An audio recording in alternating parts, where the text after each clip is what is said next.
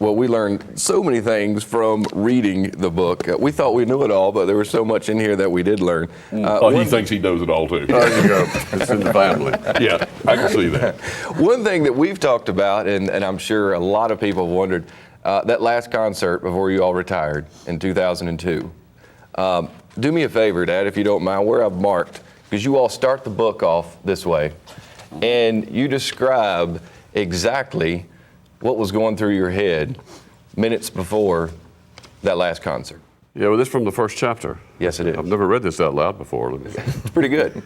And suddenly my head, all the music stopped, and everything went into slow motion, and I could only hear the silence. And I could see only my brothers as I'd seen them so many times before. So many times in the last 38 years, I'd caught myself standing on the stage while one of them sang a solo, and seeing them not as the audience was seeing them, but seeing them as I knew them. Seeing Phil standing there in that shiny suit and starched shirt. And yet I was visualizing a skinny little blonde-haired, barefooted boy who used to hang around our house because he and Harold were best friends. Then I'd look over and see Lou with a guitar around his neck, and I'd see the boy Harold brought home with him in grade school who had just moved to town and liked to play the mandolin. Or I'd see Jimmy hitting the high note, and remember the first day he came to us nervous and hungry to do something with his talent. And then I'd see Harold in the spotlight and watch him to control the crowd and think to myself, this is the guy I used to share a room with growing up. This is the big brother who taught me everything I know about girls and softball and life in general. And I'd say to myself, how did all these kids get up here on stage? This can't be. We're just a bunch of boys who grew up together, played ball together, double dated, and went to church and the movies together. We're nothing special. How did this happen to us? And who are these men that everybody is applauding and clamoring for? And that was what was in my head just before I heard someone read a telegram of congratulations from the stage signed George and Laura Bush. That was my final thought just before I heard, ladies and gentlemen, the Statler Brothers for the last time. That was what was rushing through my mind as I followed the other three on stage and into the lights that night. Where are those kids?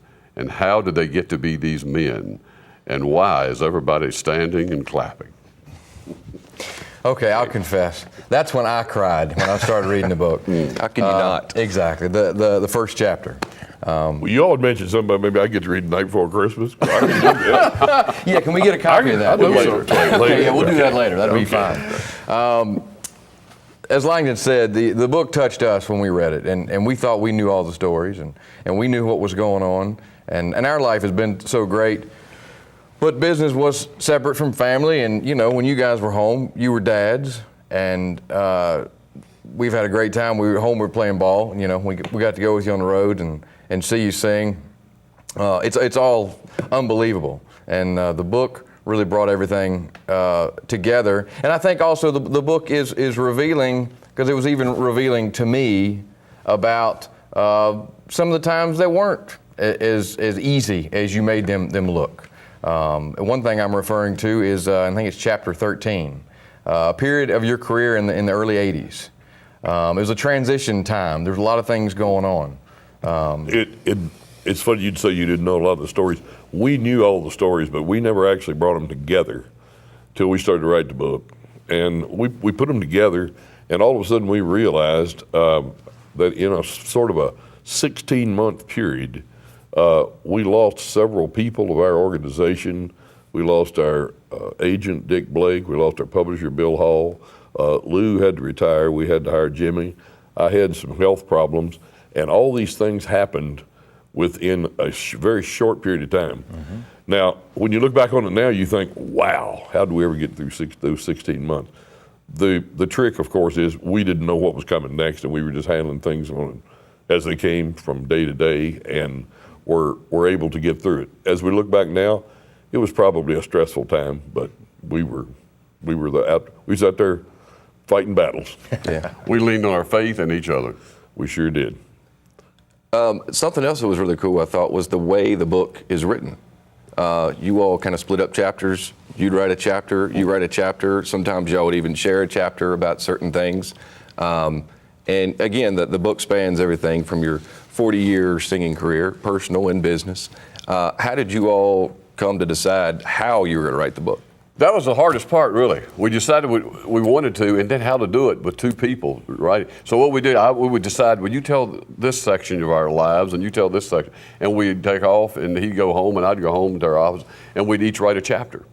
And then we'd get back together, and we'd read it to each other, and then make corrections or saying, hey, why don't you blah, blah, blah, whatever. And we had a chapter. Then what we were concerned about, did it flow as one voice? Or would people read it and say, you know, this really feels different? But everybody that's read it has told us it does flow as one voice. And I think probably because we think alike and talk alike and write alike and have written so much together is why it does. I think our experience in songwriting all those years, because we always wrote together. Well, you guys write together. You know what it's like to edit one another. Right. Don and I written so many songs together, we would get one idea, and it became one idea, but two guys working on it. So when we did the book, we would get together, we would read a chapter and say, you know, that's really, really good. Oh, well, he never said that to me about mine. It was really good. He'd look at it and he'd say, well, you know, you could probably do better than that. Or let me finish it. Or maybe you can. Yeah, here, I'll take it home and finish that for you. But we sort of take criticism from each other pretty good, from other people. Not all that great, but, but that was the way we were able to do it. And I don't know if anybody's ever written a book like that before or not, but it seemed to work for us. We were actually at two different locations. Well, they certainly have now. Well, they certainly have now. Congratulations. And you're right, when you co-write, but be it a song or a book now, you have to be honest with each other. Yeah. I mean, that's the most important thing. And You guys know that. You do. That's what's so great about this book is the honesty that you all put into every page. It really Well, is. once we decided to do it, we felt like we were going to tell the truth. Well, I never felt that way. Well, I'm glad after 40 years you're telling the truth. Yeah, That's there you great. go, Yeah, yeah. thank you. And you'll find many more of these stories in our dad's book, Random Memories. And we'll be right back to talk with them some more right after this. Saturday morning cereal chapters 1 through 15. Fly paper penny loafers, Lucky Strike green. Flat tops, sock offs, Studebaker, Pepsi please. Oh, do you remember these? Hi, I'm Shannon McCombs. I love the Statler Brothers and have been playing their music for years on my radio and television shows. So you can imagine how exciting it was for me when I first started interviewing them. Think about it. These guys have won more awards than any country music group in history. You know, they've always had such great stories to tell. I knew that when they wrote their book, The Statler Brothers' Random Memories, it was going to be a classic to the people who love them, like I do. Random Memories tells us stories we've never heard before, like which one of the Statlers was arrested on the road and hauled off to jail. Or read about the time that Harold and Don dressed up as women. Call the number on your screen or go to randommemories.tv to order your very own copy of Random Memories. Over 300 pages of wonderful, heartfelt stories from their Hall of Fame career. Enjoy 79 pictures, some of them from their private collection, never released to the public until now. Don and Harold Reid tell how the group was formed when they were just teenagers and how going on the road with Johnny Cash changed their lives. They tell the stories behind the songs that made them famous. Don once said the very best part of their success was getting to meet their heroes. And they dedicate a chapter to the time they spent with presidents, world leaders, movie stars, and many others.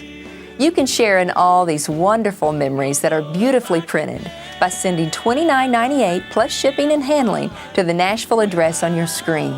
Additional books are available at a $5 discount with no additional shipping and handling.